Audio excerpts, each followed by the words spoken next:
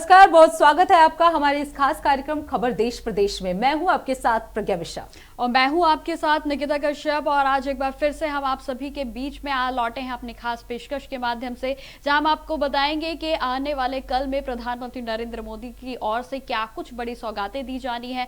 साथ ही साथ आपको जानकारी देंगे कांग्रेस जनता पार्टी के प्रदर्शन पर, और साथ ही आपको स्तब्ध करने वाली वीडियोस भी दिखाएंगे। तो चलिए बिना किसी देरी के प्रज्ञा शुरुआत करते हैं पहली खबर की। बिल्कुल, तो लखनऊ के ऐशबाग जंक्शन को विकास की नई रफ्तार मिलने जा रही है। जी हां, अमृत भारत स्टेशन योजना के तहत इस रेलवे स्टेशन का आधुनिक रूप से इसे तैयार किया जाएगा और करीब 24 करोड़ रुपए की लागत से ऐशबाग स्टेशन को पूरी तरह से कायाकल्प किया जाएगा। बिल्कुल प्रज्ञा, और देखिए अब 17 जुलाई को प्रधानमंत्री नरेंद्र मोदी इस आधुनिक रेलवे स्टेशन का वर्चुअल लोकार्पण भी करेंगे। नए स्वरूप में यात्रियों के लिए बेहतर सुविधाएं, आधुनिक यात्री प्रतीक्षालय, तो वहीं साफ सफाई, सुरक्षा व्यवस्था और आरामदायक सभी जो तमाम व्यवस्थाएं हैं वो इसमें दुरुस्त की गई हैं। और जहां इस रेलवे स्टेशन को बेहद ही भव्य तरीके से बनाया गया है। बिल्कुल, और इससे एक नई पहचान भी मिलेगी। ये बदलाव लखनऊ के रेल विकास को नई दिशा देगा। प्रधानमंत्री के लोकार्पण के साथ ही शहर को रेलवे क्षेत्र में एक और बड़ी सौगात जो है निकिता मिलने जा रही है। बिल्कुल, देखिए ये जो है बेहद ही बड़ा और सराहनीय पहल कहेंगे, क्योंकि ऐशबाग जंक्शन को लेकर वहां के लोगों की ये पुरानी मांग थी, और जो कि अब प्रज्ञा 17 जुलाई को यानी कि अब से 2 दिन के बाद पूरी होने वाली है। लोकार्पण उनका प्रधानमंत्री जो है वो वर्चुअल माध्यम से करेंगे। और यह भी जानकारी देखिए बेहद जरूरी है कि 24 करोड़ से ज्यादा की लागत से यह कायाकल्प किया गया है, और जहां बेहद ही सुंदर तरीके से इस भव्य स्टेशन को तैयार कर दिया गया है। बिल्कुल निकिता, और यात्रियों को आधुनिक सुविधाएं भी इसके जरिए मिलेगी। नए भारत की नई रेलवे तस्वीर जो है इस बार लखनऊ के ऐशबाग में जो है वो देखने को मिलेगी। तो निकिता, अब बात कर लेते हैं अगली खबर की। अयोध्या से जुड़ी ये खबर है। अयोध्या राम मंदिर से जुड़े चढ़ावा चोरी मामले को लेकर अब सवाल उठने लगे हैं। करीब 3 करोड़ रुपए के चढ़ावे की चोरी के आरोपों के बीच मंदिर की निगरानी व्यवस्था पर भी अब चर्चाएं तेज हो गई हैं। बिल्कुल, और देखिए जहां पर राम मंदिर ट्रस्ट के कोषाध्यक्ष गोविंद देव गिरी ने पुणे में आयोजित प्रेस कॉन्फ्रेंस के दौरान कई मुद्दों पर अपनी बातों को रखा है। उन्होंने मंदिर की सुरक्षा और प्रबंधन से जुड़े पहलुओं पर भी चर्चा की। बिल्कुल निकिता, और मामले की निगरानी की व्यवस्था में चूक की बात सामने आने के बाद अब मंदिर प्रशासन की कार्य प्रणाली को लेकर भी सवाल उठने लगे हैं। हालांकि पूरे मामले की वास्तविक स्थिति की जांच और आधिकारिक जानकारी के बाद ही ये स्पष्ट हो सकेगी। राम मंदिर से जुड़े इस मामले को बड़े ही संवेदनशील तरीके से देखा जा रहा है। बिल्कुल, और सभी की निगाहें इसी पर टिकी हैं कि आखिर एसआईटी की ओर से और तमाम एजेंसी की ओर से जो जांच की जा रही है, आखिर उसमें क्या कुछ देखने को मिल सकता है। क्योंकि देखिए प्रज्ञा, ये न केवल उत्तर प्रदेश बल्कि देश भर में चर्चा का विषय बन चुका है। और जहां अयोध्या में कथित चंदा चोरी के मामले का जो है प्रकाश में आने के बाद अब देश भर के तमाम मंदिरों पर, ट्रस्ट पर भी सवाल उठने लगे हैं। जैसा कि आपको याद होगा कि उत्तराखंड में भी बद्रीनाथ पे भी ट्रस्ट पर जो है तमाम सवालों को उठाया गया और वहां भी इन्वेस्टिगेशन को शुरू कर दिया गया है। तो ये तमाम बातें हैं प्रज्ञा, जो कि अब कहीं ना कहीं जो भी हमारे भारतवर्ष में आस्था से जुड़े हुए तमाम मंदिर हैं, उनके ट्रस्ट हैं, अब उनके लिए चुनौती बढ़ गई है। क्योंकि यदि चोरी हो रही है तो अब उसका भंडाफोड़ निश्चित तौर पर होगा। बिल्कुल, और निकिता अगर बात की जाए अयोध्या चोरी चढ़ावे मामले की, तो इसमें निगरानी व्यवस्था में भी चूक की बात सामने आ रही है। मंदिर प्रशासन की कार्यप्रणाली को लेकर निकिता सवाल उठ रहे हैं कि आखिर कार्यप्रणाली किस तरह से किया जा रहा था कि ये इस तरह की चूक जो है वो सामने आई है, और बहुत सारे सवाल निकिता जो है इस वक्त उठ रहे हैं। हालांकि पूरे मामले की जो वास्तविक स्थिति की जांच है, अभी उसको लेकर स्पष्टता जो है वो सामने नहीं आ सकी है।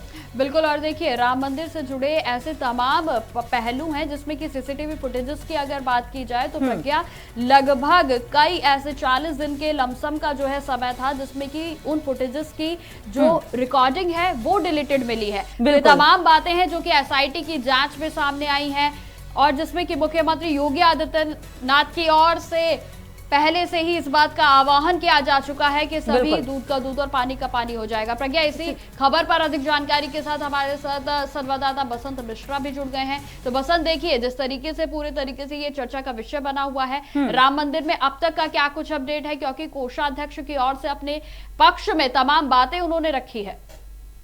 बसंत। बिल्कुल, देखिए निकिता, आज 15 जुलाई है और ऐसे में एसआईटी की जो जांच रिपोर्ट सौंपनी थी, आज हो सकता है मुख्यमंत्री को सौंपी जाए। साथ में जो ट्रस्ट के कोषाध्यक्ष हैं उनके द्वारा खुलासा किया गया है जो चढ़ावा चोरी हुआ उसकी रकम करीब 3 करोड़ रुपए की है। साथ में ये भी बताया गया है जो वहाँ पर सीसीटीवी के कैमरे लगे थे उनको बंद करके उन्हीं की आड़ में वहाँ पर चोरी की जाती थी और गिरोह बना करके चढ़ावा चोरी किया जाता था। जो गड्डियाँ बनाई जाती थी उसमें 10 से 15 नोट एक्स्ट्रा लगाई जाती थी। उसके बाद जब वो बाहर निकलते थे फिर वही उन्हीं गड्डियों से पैसे निकाल करके धीरे धीरे वो चढ़ावा चोरी करते थे। तो कहीं ना कहीं लगातार जो ट्रस्ट के कोषाध्यक्ष हैं गोविंद देव, उनके द्वारा खुलासा ये भी किया गया कि कहीं ना कहीं इसमें चंपत राय की लापरवाही सामने आई। चूंकि चंपत राय ने ही उन तमाम सारे वहाँ पर जो गणना कर्मी थे उनको रखा था टिन्नू यादव के देख रेख में। तो कहीं ना कहीं जो 8 आरोपी गिरफ्तार हुए थे, चाहे अनुकल्प मिश्रा हो, चाहे वहाँ पर रमाशंकर यादव, तो ऐसे जो 8 आरोपी गिरफ्तार हुए थे उनको तो जेल भेज दिया गया था। लेकिन अब धीरे धीरे खुलासे हो रहे हैं। उसी के समक्ष जो रिपोर्ट तैयार की गई है उसमें एसआईटी ने ये भी जिक्र किया है कि उसमें ट्रस्ट के जो पदाधिकारी थे, चाहे डॉक्टर अनिल मिश्रा हो, उनकी भूमिका संदिग्ध है, उनका भी नाम बढ़ाया गया है और विकास श्रीवास्तव उनका भी नाम बढ़ाया गया। तो ऐसे में जो तमाम सारे आरोपी थे उनके खिलाफ तो कार्रवाई हो चुकी थी, लेकिन 2 नाम ये एसआईटी की टीम में और बढ़ाए गए हैं। चूँकि 3 करोड़ से ज़्यादा का चढ़ावा चोरी हुआ और चढ़ावा धीरे धीरे चुराया गया। तो ऐसे में जो आभूषण जो थे फिलहाल ट्रस्ट की तरफ से ये भी कहा गया कि आभूषण बसंत, अगर सिक्योरिटी की बात की जाए तो उससे लेकर क्या कुछ दावे किए जा रहे हैं?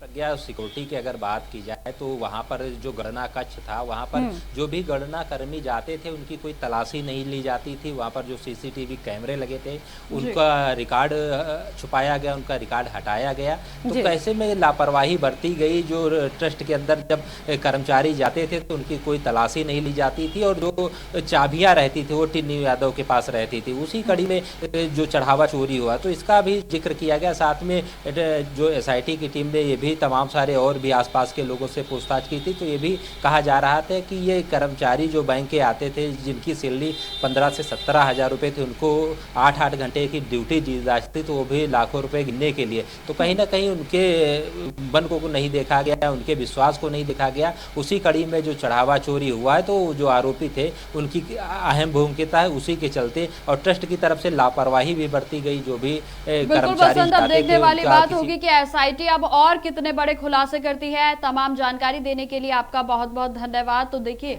प्रज्ञा, लगातार इस मामले में जांच जो है वो तेज कर दी गई है। बयानबाजियों का दौर भी लगातार चरम पर है। अब देखने वाली बात यह होगी कि एसआईटी इसमें और तमाम क्या खुलासे करती है, क्योंकि आस्था से जुड़ा हुआ यह विषय है। राम भक्तों की आस्था पर सीधा इसने आघात किया है और कहीं ना कहीं देखिए इससे इस बात का भी अब सवाल खड़ा होता है कि क्या ट्रस्ट में जिस तरीके से ये चूक देखने को मिली है इसका खामियाजा ट्रस्ट भुगतेगा या फिर नहीं। बिल्कुल निकिता, अब बात कर लेते हैं अगली खबर की ओर।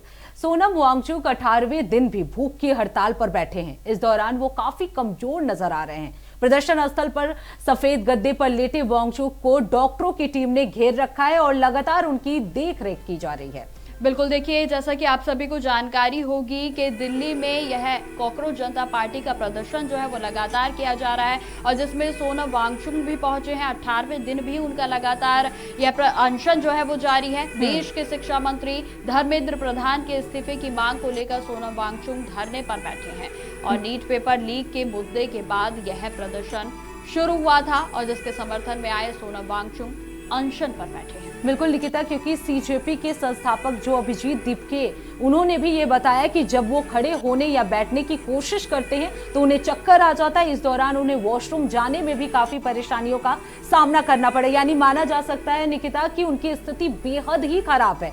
वो अब चलने की स्थिति में भी नहीं है। वांगचुक को काफी दिक्कतों का सामना करना पड़ रहा है, काफी दर्द जो है वो बर्दाश्त कर रहे हैं। बिल्कुल, देखिए फिलहाल इस जनहित की याचिका को लेकर कोर्ट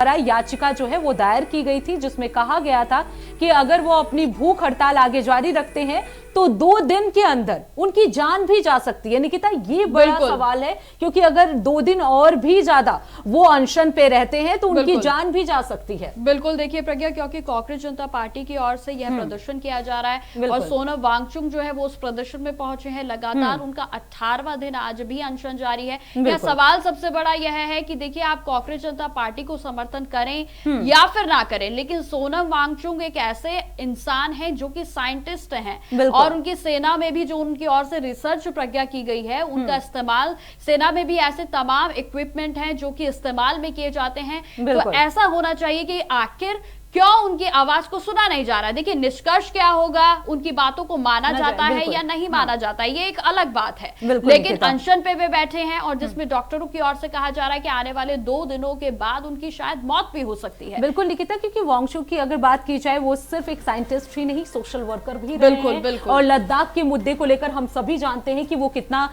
मुखर होकर अपने इस लद्दाख के मुद्दे को उन्होंने उठाया था। अभी भी उन मांगों को लेकर भी वो अड़े हुए हैं और ऐसे में अब सीजेपी पार्टी के समर्थन में भी उतरे हैं और उनकी स्थिति, जैसा कि हम देख सकते हैं निकिता, उनकी स्थिति इतनी खराब हो गई है कि डॉक्टरों ने भी ये बात कह दिया है कि आने वाले 2 दिनों में उनकी मौत भी हो सकती है। अब इसमें सबसे बड़ा सवाल निकिता यही उठता है कि आखिर सरकार इस चीज को इतना इग्नोर क्यों कर रही है, कब तक वो इसे लेकर सामने आती है, क्या वो उनकी मांगों को मानती है या नहीं, ये तो आने वाला समय बताएगा। लेकिन किसी इंसान की शारीरिक स्थिति देखकर उस पर एक्शन लेना ये बेहद जरूरी हो जाता है निकिता। बिल्कुल, देखिए प्रज्ञा, आपने बेहद ही अच्छी बात जो है वो दर्शकों को बताई, क्योंकि देखिए सोनम वांगचुक जो है वो सिर्फ साइंटिस्ट नहीं, सोशल वर्कर भी हैं और यहाँ भी अनशन पर जब वे बैठे थे तो उन्होंने पहले एक वीडियो रिकॉर्ड किया था और उसके माध्यम से उन्होंने ये बातें जो है, उनकी 2 मांग थी। उनकी पहली मांग ये है कि धर्मेंद्र प्रधान का इस्तीफा की मांग वो कर रहे हैं, जिस तरीके से कथित तौर पर नीट पेपर लीक मामलों में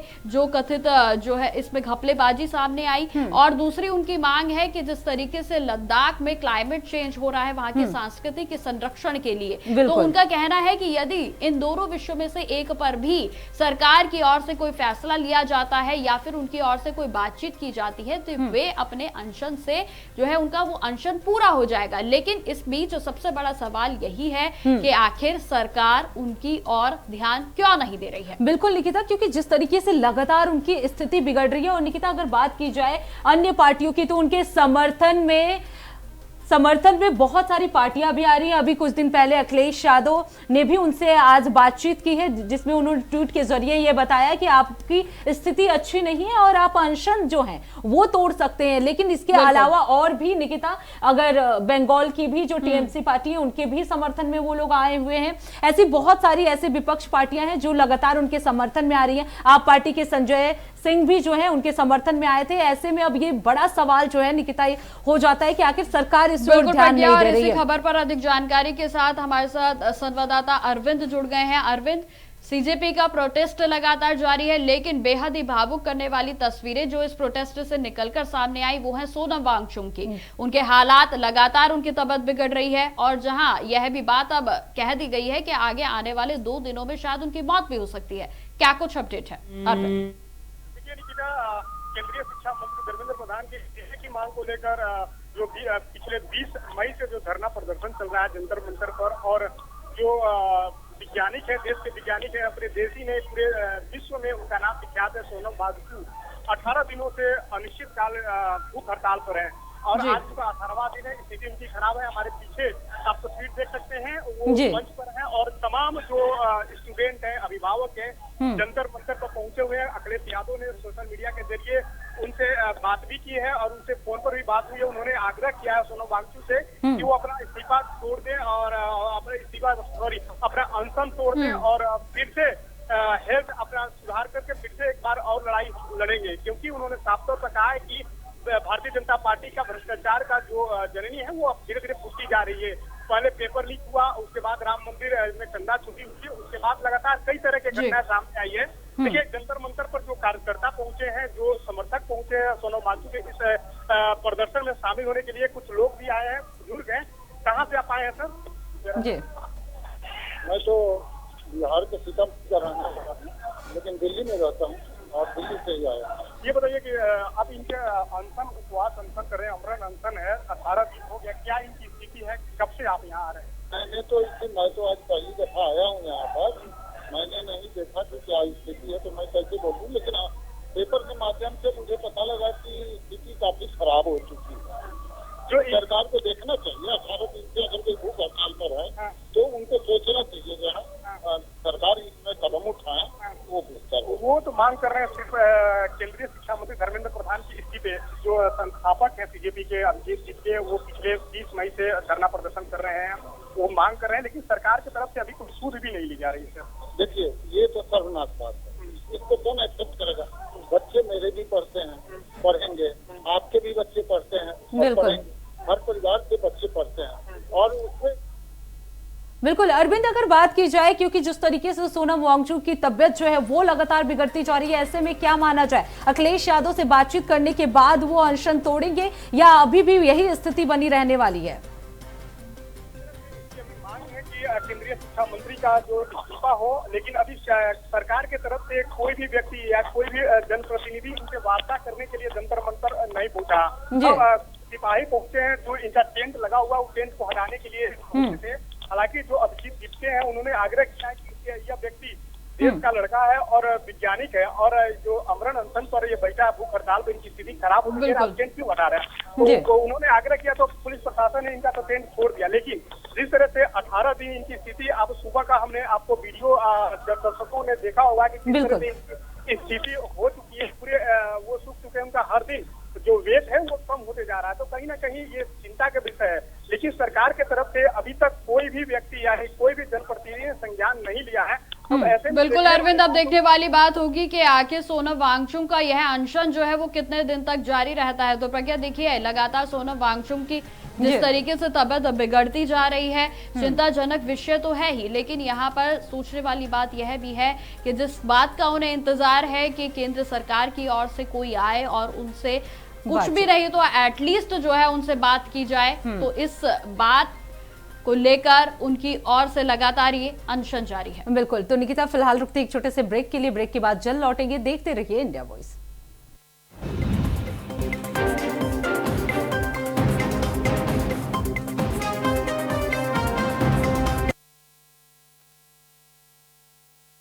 तो ब्रेक के बाद एक बार फिर से स्वागत है आप सभी का, और अब बात कर लेते हैं प्रज्ञा आगरा से आई खबर की, जहां बेहद ही अनोखी घटना जो है वो चर्चा का विषय बन गई है।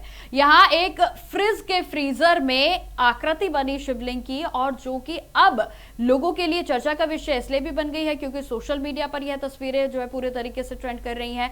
दरअसल प्रज्ञा, क्या हुआ कि इस वीडियो का वायरल होने का रीजन ये है कि फ्रिज में जो फ्रीजर होता है उसमें आकृति बनती है, और वो जो आकृति है वो अमरनाथ के शिवलिंग की तरह जो है वो उभरी हुई है, और लोग जो है इस आकृति की तुलना अब अमरनाथ की गुफा में बनने वाले प्राकृतिक बर्फ के शिवलिंग से भी कर रहे हैं। हालांकि देखिए, इस आकृति को लेकर अभी किसी तरीके की वैज्ञानिक आस्था या फिर प्रशासन की ओर से कोई भी आधिकारिक पुष्टि नहीं की गई है। बिल्कुल। और फिलहाल ये घटना जो है वो लोगों के बीच चर्चा और जिज्ञासा का विषय बना हुआ है। निकिता, दिखा देते हैं दर्शकों को इस पर हमारी ये खास रिपोर्ट। नगरी आगरा में इन दिनों भक्ति का एक अनोखा नजारा देखने को मिल रहा है।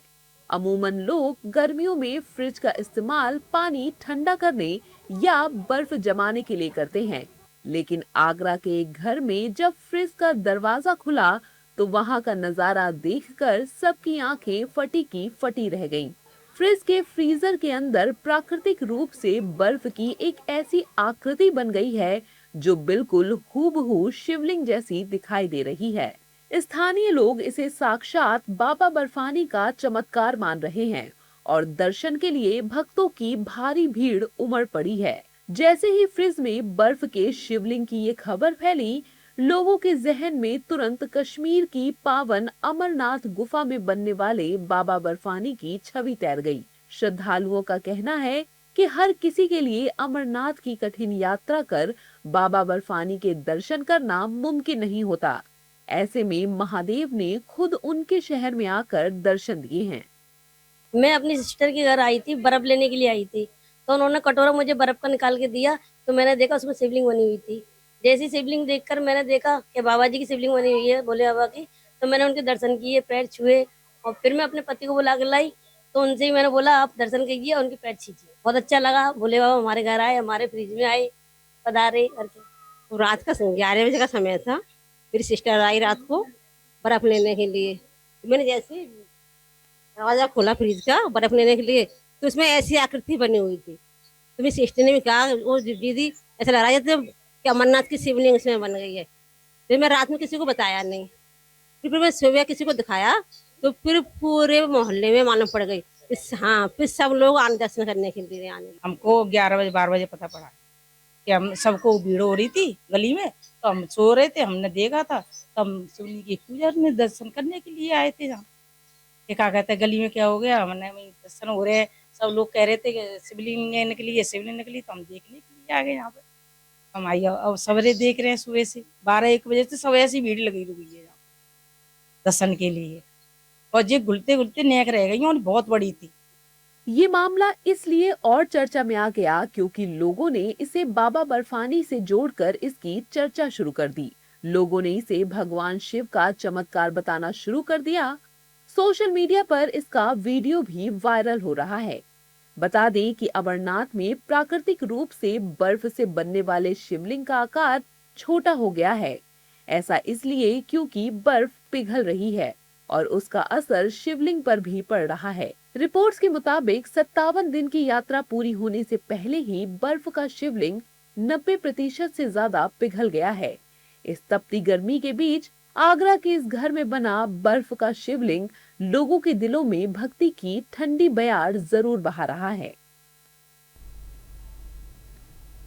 अब बात कर लेते हैं बिहार की राजनीति की। जी हां, बिहार विधानसभा चुनाव में हाई प्रोफाइल बन चुकी बांकीपुर सीट पर अब सियासी घमासान जो है वो तेज होता हुआ दिखाई दे रहा है।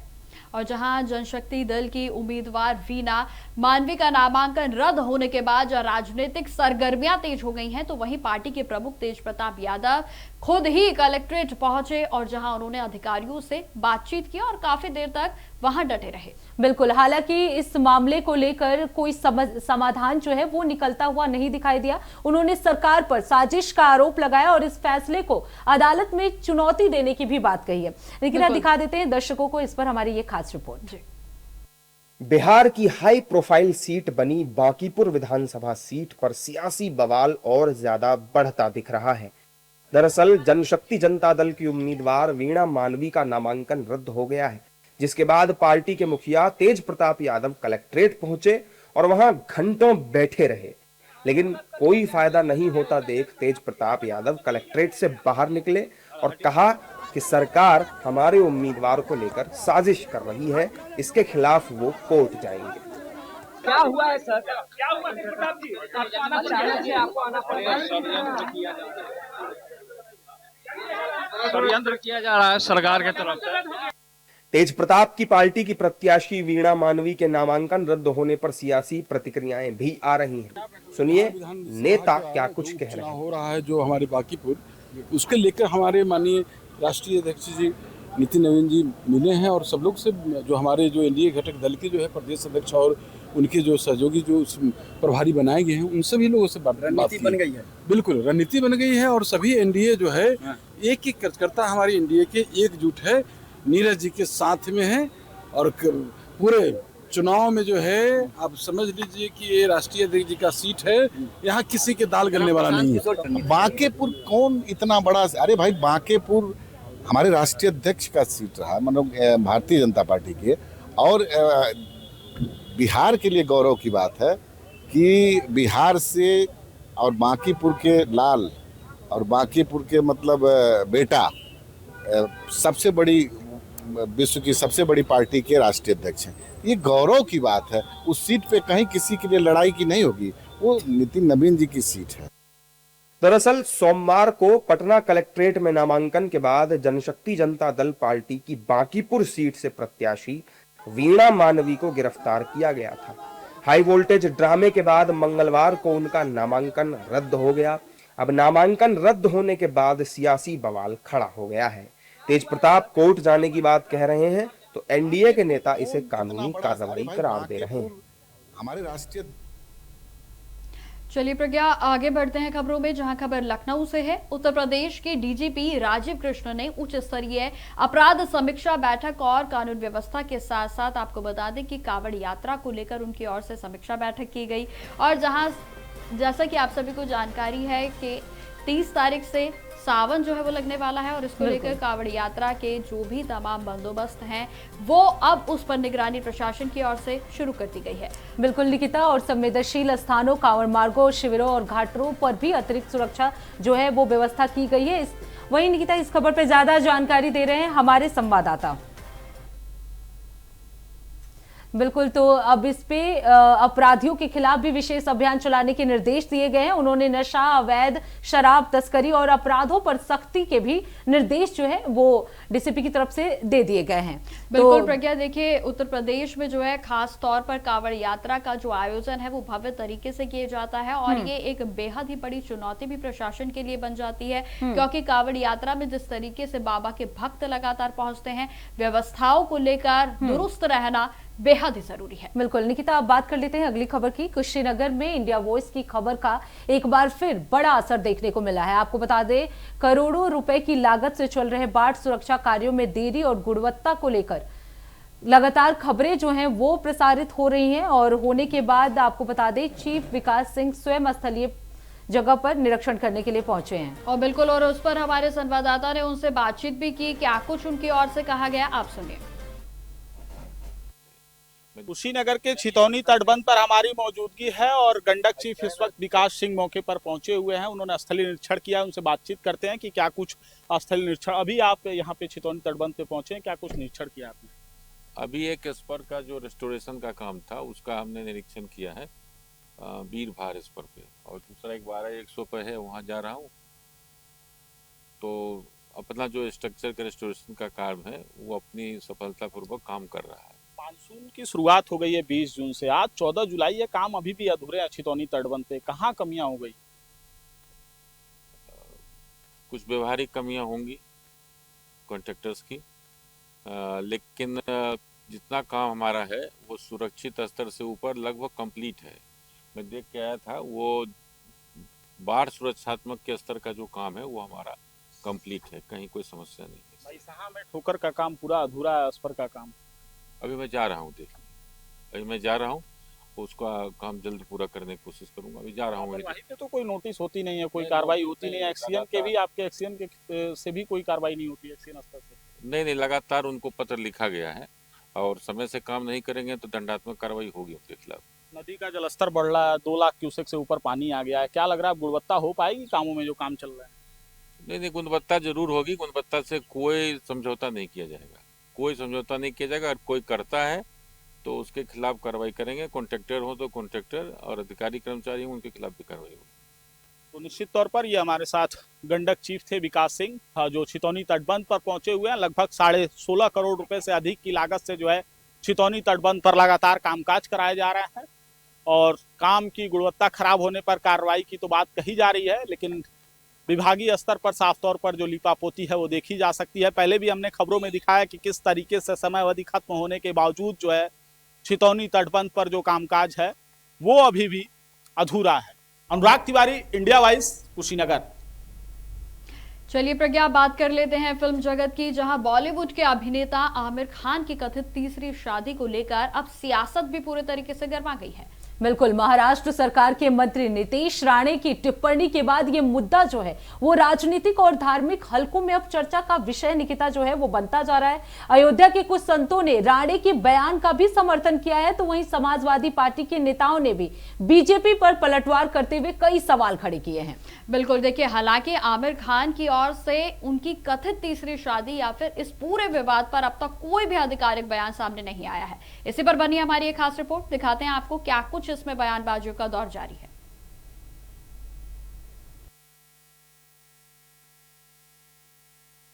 लव जिहाद के ब्रांड एम्बेसडर तो आमिर खान बनते नहीं जा रहे। भारत सरकार को भी और महाराष्ट्र की सरकार को भी मैं दोनों से मांग करता हूं कि कठोर से कठोर कार्रवाई करनी चाहिए। कि प्रेम करो तो एक से हजारों से प्रेम नहीं होता है, बॉलीवुड के सुपरस्टार आमिर खान की तीसरी शादी पर देश में बवाल मच चुका है। हिंदू धर्म गुरुओं से लेकर बीजेपी के दिग्गज नेता तक सवाल उठा रहे हैं। इस बीच महाराष्ट्र के मंत्री नितेश राणे ने कहा कि आमिर खान लव जिहाद के ब्रांड एम्बेसडर बन रहे हैं। इस बयान पर जहां कई लोग सवाल उठा रहे हैं, वहीं कई हिंदू धर्मगुरु भी समर्थन कर रहे हैं। सबसे पहले सुनिए बीजेपी नेता और महाराष्ट्र सरकार में मंत्री नितेश राणे ने आमिर खान को लेकर क्या कुछ कहा। लव जिहाद के ब्रांड एम्बेसडर तो आमिर खान बनते नहीं जा रहे, इसलिए हिंदू समाज ने और हिंदू युवाओं ने जो इनके पिक्चर देखते हैं, जो इनके मूवीज देखते हैं, उन्होंने सोच समझ के ऐसे लोगों को बड़ा करना चाहिए। नितेश राणे को अयोध्या के संतों का साथ मिल गया। आमिर की गौरी प्राण संग तीसरी शादी पर संतों का क्या कहना है, सुनिए। आमिर खान ने 3 शादी किया और तीनों हिंदू लड़कियों से किया है, और इस उम्र में जब मरने का समय है तो वह सिर्फ जो है ये संदेश देने के लिए लव जिहाद का, तो नीतीश राणे जी ने जो आरोप लगाया वो आरोप नहीं है, हकीकत है। हमारे शास्त्रों में कहते हैं कि प्रेम करो तो एक से हजारों से प्रेम नहीं होता है, मगर ये लोग क्या हैं, ये लोग स्त्री नहीं समझते। ये लोगों का मकसद होता है जो इनकी किताबों में लिखा रहता है कि हिंदुओं को टारगेट करना, हिंदुओं को विवाह करना और अधिक संख्या बढ़ाना। तो आमिर खान का ये मकसद है, ये पूरे तरीके से लव जिहाद है, और लव जिहाद का ही कारण आज आमिर खान रहे बना। 3 शादी किए हैं हिंदुओं से। अब मैं आपको बता दूं उनके बच्चे भी हिंदुओं से शादी करेंगे। बिल्कुल बहुत सही कहा है मंत्री जी ने, जो विषय रखा है। जिस तरह की दुर्भाग्यपूर्ण स्थिति है, ये लव जिहाद को बढ़ावा देने का काम है। जिस तरह से गतिविधियां चला करके आमिर खान ने आज लगातार तीसरी शादी है, और एक अकल्पनीय है जिस तरह से लोग आज विषय लोग सरकार नाना प्रकार की वो लाती है। इसके बाद भी देखिए ये लव जिहाद को बढ़ाने का काम है, और इस तरह पे भारत सरकार को भी और महाराष्ट्र की सरकार को भी मैं दोनों से मांग करता हूं कि कठोर से कठोर कार्रवाई करनी चाहिए। हिंदू धर्म गुरुओं के बाद कुछ मौलानाओं ने भी आमिर खान के खिलाफ मोर्चा खोल दिया है। मौलाना चौधरी इफ्राहिम हुसैन ने तो फतवा तक जारी कर दिया है। मुस्लिम मर्द, ईमान वाला मर्द किसी गैर मुस्लिम से शादी नहीं कर सकता जब तक कि गैर मुस्लिम औरत ईमान ना ले आए। अगर कोई मुस्लिम मर्द गैर मुस्लिम से औरत से शादी करता है और वो जानबूझकर करता है तो वो गुनाहगार है। अब आपको ग्राफिक्स के जरिए दिखाते हैं कि एक्टर आमिर खान ने कब कब शादी की।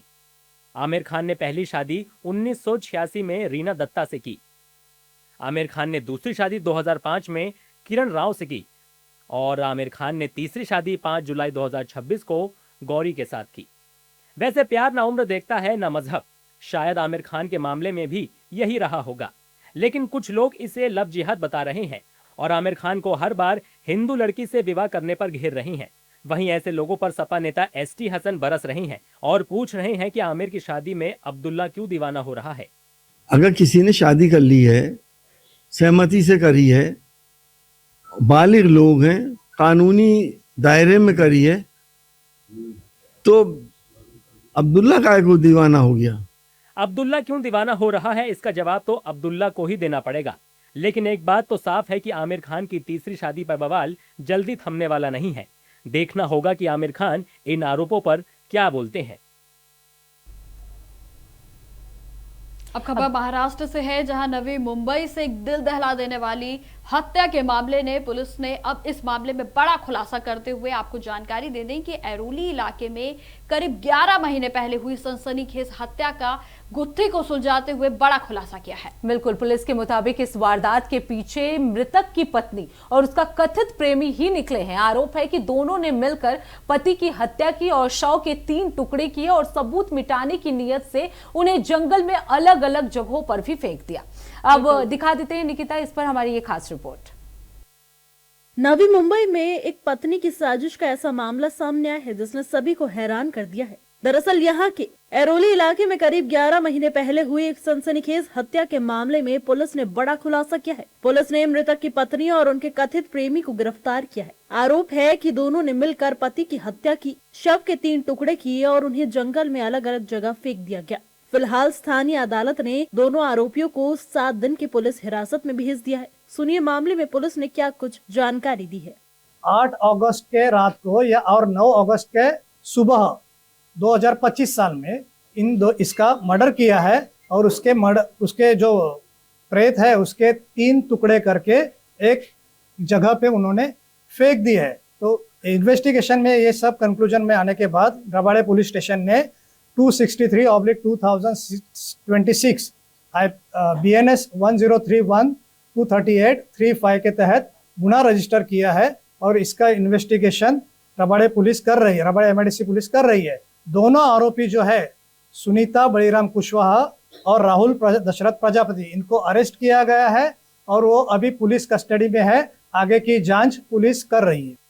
गिरफ्तार आरोपियों की पहचान 40 वर्षीय सुनीता कुशवाहा और 30 वर्षीय राहुल दशरथ प्रजापति के रूप में हुई है। दोनों पर 50 वर्षीय बलिराम सूर्यनाथ कुशवाहा की हत्या करने का आरोप है। जानकारी के मुताबिक 9 अगस्त 2025 की रात वारदात से पहले दंपत्ति के दोनों बच्चों को उनकी मौसी के घर भेज दिया गया था। इसके बाद बलिराम की सोते समय गला घोटकर हत्या कर दी गई, जिसके बाद धारदार हथियार से उसका सर धड़ से अलग कर दिया गया। शव के 3 हिस्से किए गए और जंगल में फेंक दिए गए।